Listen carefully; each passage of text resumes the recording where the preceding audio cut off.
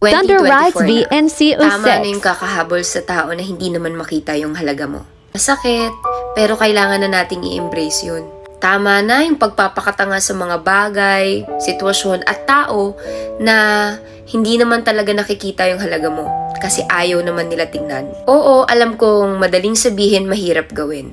Ang hirap kayang mag-move on sa isang tao na sobrang gusto mo. Hindi ganun kadali yun. Kaya nga gusto mo kaya nga mahal mo kasi siya talaga.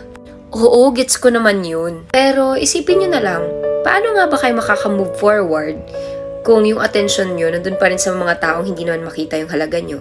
Na instead, gamitin nyo yung opportunity at driving force to find someone better, nilalock in nyo sa kanila yung pagtingin nyo, 'di ba? Mahirap, pero kailangan mong simulan. Kasi kung hindi mo pa sisimulang makita ang halaga mo ngayon, sinong makakakita nun kung hindi ikaw, 'di ba? Kaya find someone who chooses you.